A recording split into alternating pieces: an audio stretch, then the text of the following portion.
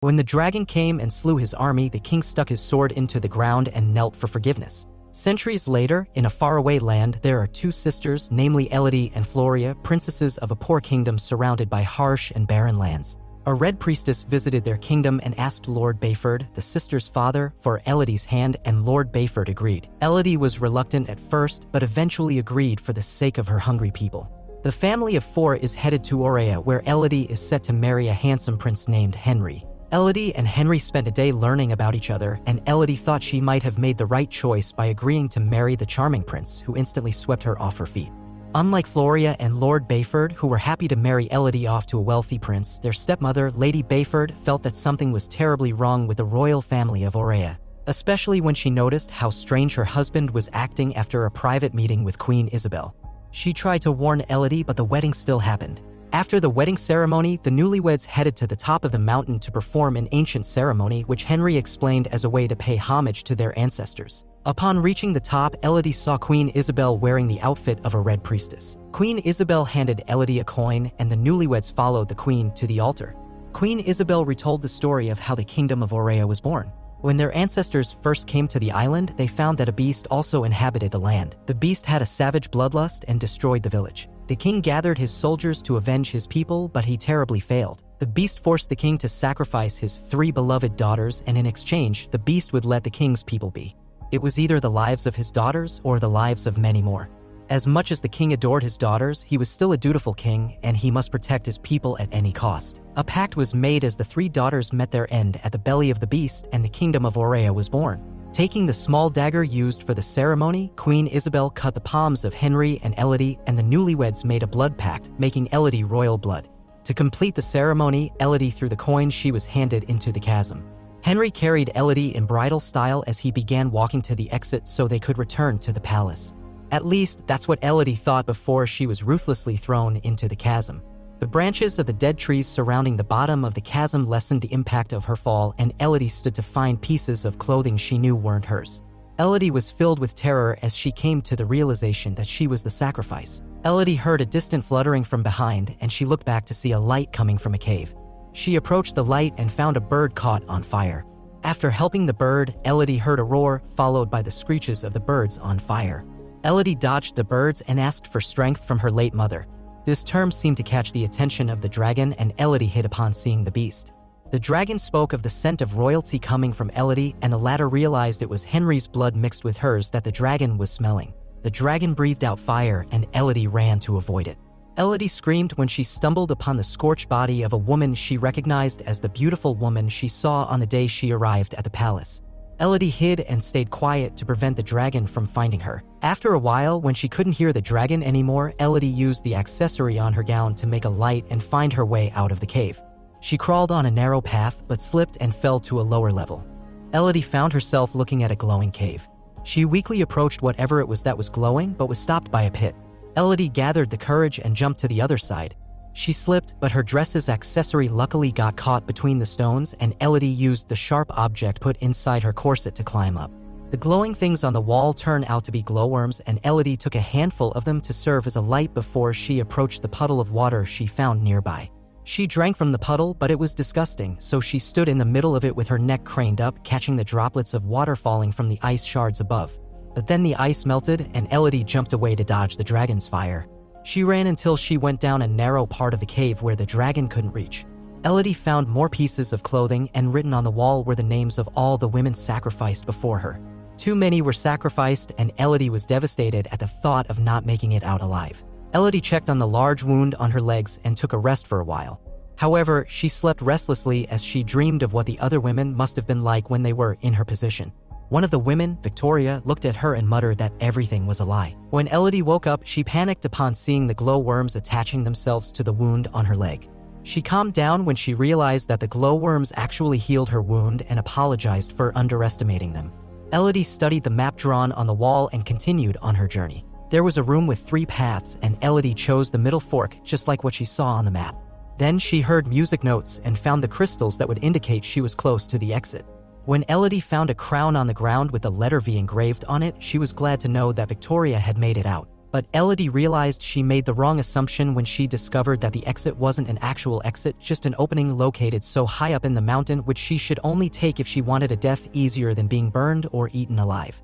Then she saw men from a distance approaching the mountain and screamed at the top of her lungs to get their attention. They didn't hear her, of course. The only one who heard her was the dragon, and Elodie backed away, screaming in fear when she found the remains of another person, probably Victoria. The dragon was about to release a fire when they heard the men screaming for Elodie. Elodie went back down and followed the voices until she reached a larger room where she found the remains of 3 baby dragons. Elodie was horrified upon realizing that Queen Isabel's story was false. The truth was that the king attacked the dragon's lair unprovoked and killed the dragon's children. Death wasn't enough punishment for the evil king, and the dragon decided to make him experience pain worse than it felt. 3 were taken, so 3 would be given. Elodie heard another voice and quickly hid, knowing that the dragon would hear the men. And she really did. The dragon killed most of the men and spoke to Lord Bayford, who initiated the search party for his daughter. Lord Bayford unsheathed his sword and bravely faced the beast, but was pulled up, his sword falling and impaling the ground. Upon learning that the man before her was the father of the sacrifice, the dragon ordered him to call Elodie. Lord Bayford raised his voice as he apologized to his daughter, who stayed hidden. He admitted that he already knew before the wedding that Elodie would be sacrificed, but he let it happen because he was promised a large amount of gold. He thought that by trading the life of his beloved daughter, he was doing it for the good of his people. But he was wrong, and he now regrets the choice he made. The dragon had enough of his drama and pushed him to the ground, giving him one last chance to summon his daughter. Of course, Lord Bayford didn't listen and instead yelled for Elodie to not show herself up. The dragon was furious and dug her claws into Lord Bayford. One of Lord Bayford's men who was hiding accidentally slipped, and the dragon went to where he was, giving Elodie enough time to say goodbye to her father and escape. The dragon flew out of her lair to look for Elodie and breathed out fire in the air to show her anger. The queen saw this and was livid, knowing that the dragon's anger could only mean the sacrifice had escaped. She went to the ship where Floria and Lady Bayford were and captured Floria to give to the dragon before her man stabbed Lady Bayford and left her behind. Lady Bayford, despite her stab wound, still headed to the mountain to save Floria when she met Elodie. Elodie told her stepmother to stay while she went back to the mountain for Floria.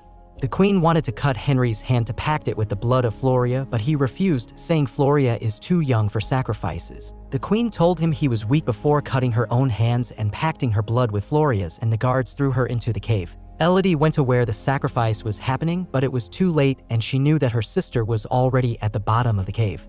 She went down the chasm and gathered some glowworms to heal some of her wounds and took some for her sister. She cut her hair and used it to set up a booby trap before grabbing her father's sword. Meanwhile, the dragon was guarding Floria as she waited for Elodie to come for her sister. She heard a clanging from a distance, which was actually just Elodie's booby trap, and flew to where the sound came from. Elodie ran to her sister the moment the dragon left and helped her sister hide before the dragon came back. When the dragon found Floria hiding, Elodie seized the opportunity to point the sword at the dragon's eye. The dragon mocked her, stating that the sword wouldn't kill her but would make her angry. But killing the dragon wasn't Elodie's plan, because she knows that, just like her, the dragon was just wrong too. Elodie tried to explain the truth to the dragon. The girls she was killing were not the daughters of the king who killed his baby dragons, but instead random daughters from another kingdom. Elodie tried to explain the truth to the dragon, but it only angered the dragon, who refused to believe that Elodie was speaking the truth. She released a fire that hit Elodie. Luckily, there was water behind Elodie. Elodie resurfaced and ran towards the sword she accidentally dropped, but was pinned to the ground by the dragon, who dug her talons into Elodie. Elodie stabbed the dragon's eye, and the beast threw her away in pain, coincidentally throwing her right beside the sword that Elodie had drawn into the dragon's chest. Elodie screamed that she wasn't one of the royal family, but the dragon didn't believe her because the scent of Henry's blood still lingered. Elodie stabbed the dragon's hand that was holding her and got thrown away again. Elodie walked towards a pillar as the dragon limped behind her. Elodie provoked the dragon, and the beast released a fire, which, with the help of a rock formation behind Elodie, returned to her. The dragon lay weakly on the ground, and Elodie seized the moment to explain the truth, that she wasn't of royal blood and that she was just used by the royal family. Seeing as the dragon was easing up, Elodie used the glowworms to heal the dragon's wounds. Then she returned to the palace to crash the third wedding and stop the evil royals from sacrificing yet another innocent woman.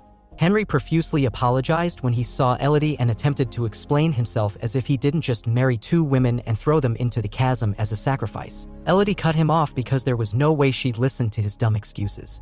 Then she cupped the bride's cheek, telling her to run away with her family immediately, and the bride wasn't going to be told twice. Elodie offered the other attendees one last chance to flee. Some listened and ran away in fear, while others didn't and were just there, either in confusion or disbelief. Queen Isabel was furious and refused to show fear to Elodie. But Elodie reassured the queen that she wasn't the one they should fear, and then she said, "This is the end of your story." As if on cue, the dragon appeared and some of the attendees who stayed behind ran away. The dragon waited for a bit as Elodie turned to walk out of the palace before releasing her anger. The dragon killed all the royal blood family that the king had left. Elodie catwalked on the bridge with the dragon flying over her as the palace burned down behind them. Once she got better, Elodie, Floria, and Lady Bayford returned to their ship and headed back home with the dragon. What would you rate this movie? Leave a comment and like if you enjoyed the recap. Thanks for watching.